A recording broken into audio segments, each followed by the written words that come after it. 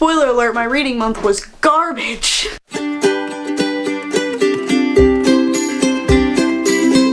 Hey, I'm Morgan, and today I'm bringing you guys my March wrap-up and going over all of the books that I read in the month of March. I'm gonna start this off by saying that March was a really weird month for me mentally, and I think that really showed on my reading this month. I definitely had no drive or motivation to read. I think that it's from reading so many 5-star books that I loved in February, and I was like kind of burnt out on reading a ton of books, and I was also worried about reading something and not enjoying it as much as I enjoyed all the books I read last month. So I'm gonna go over my stats for the month and then go into the books I read. I read 3 books this month, and that amounted to a total of 1,164 pages. All 3 of the books I read were physical, as well as were copies that I owned. I didn't borrow any books this month or read any borrowed books or any ARCs this month. And I had an average rating of 4.5 out of 5 stars. One was also a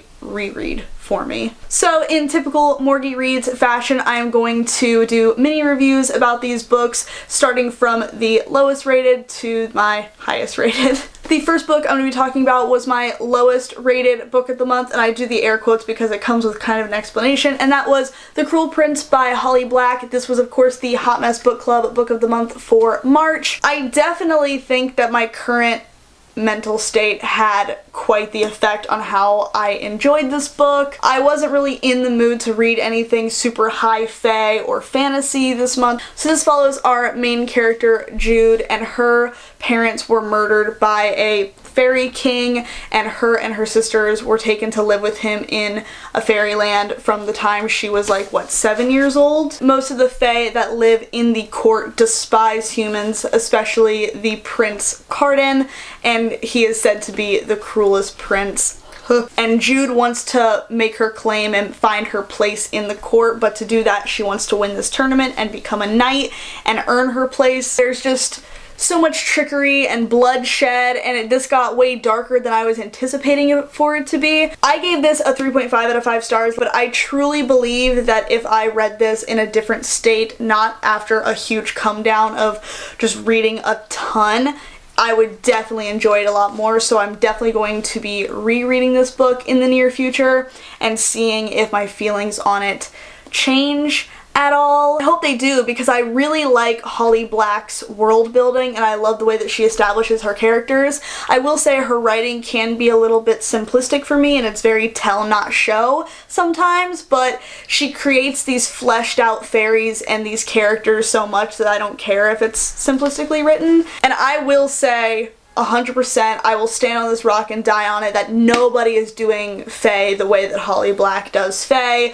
Hers are so true to original folklore about the fae being mischievous. I've read a lot of books where fae are the main characters and the authors write them to be very human and to have a lot of humanity to them, and I don't want that. I don't want human fae. If I wanted human fae, I would just read about fucking humans.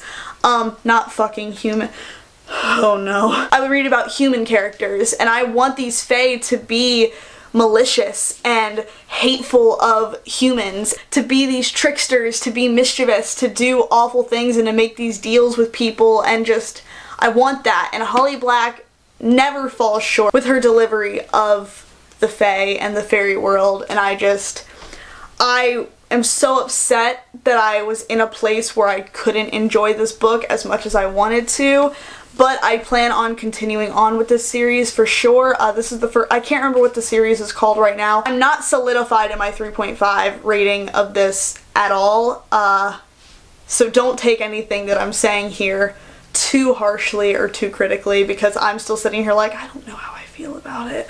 We'll get there. It's fine. Now on to the 2 5-star reads I read this month. The first one being a reread, and that is The Princess Saves Herself in This One by Amanda Lovelace. I've talked about this before. This is the first book in the Women Are Some Kind of Magic series of poetry collections. I wanted to reread this because I've been meaning to annotate my poetry collections. I realized this is one that I hadn't annotated yet. I definitely don't think this is her strongest out of her 2 poetry collections. I think that goes to The Witch Doesn't Burn in this one for sure, but this is a really good introduction to her writing style and to modern poetry. I'm not big on modern poetry, but I think Amanda Lovelace is my one true exception to that. If I had to recommend one of her two collections, I would definitely recommend The Witch Doesn't Burn in this one over this book, but I still think this is a solid collection, and I just really enjoy Amanda Lovelace as a person too. I love how she writes, how she weaves her words together is just,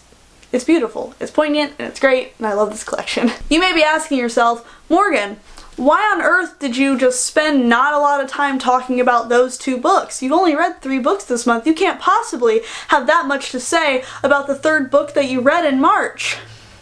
The third book I read in March was Obsidio by Amie Kaufman and Jamie Kristoff.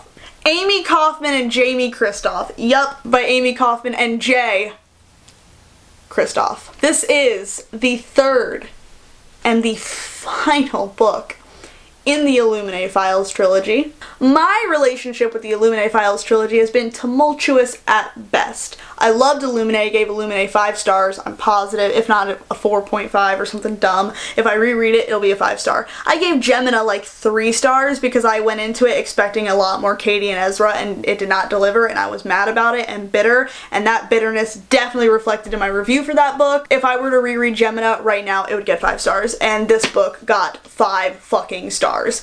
I love this trilogy. I plan on actually rereading all 3 books, doing reviews for all 3 books, and doing just a series overview for these books because I closed this book and it took everything in me not to pick Illuminae up again and just reread the whole trilogy. If I had known that each book was going to follow a different story and a different fleet and a different view of the Bitech assaults, they would have all been 5 stars right off the bat. But I don't read the inside flap, I just go straight in. And I went into Gemina like waiting, getting ready for Katie and Ezra, and then it was all Nick and Hannah, and I was like, this is bullshit! And then I picked this up, and I just fell head over heels in love with Nick and Hannah, and with, oh my god, with everybody.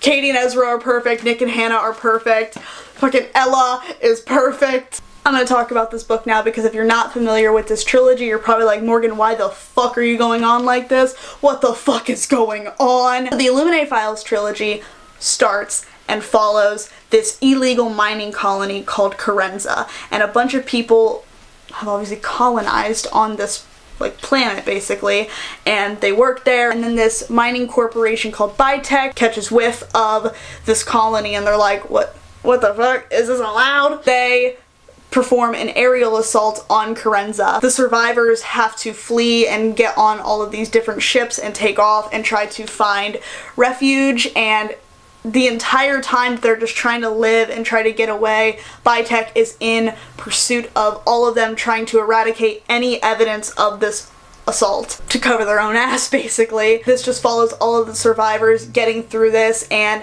it's all told through a dossier format and is all collected into these files, basically to show the true side of Bitech and how horrible these circumstances were for everybody.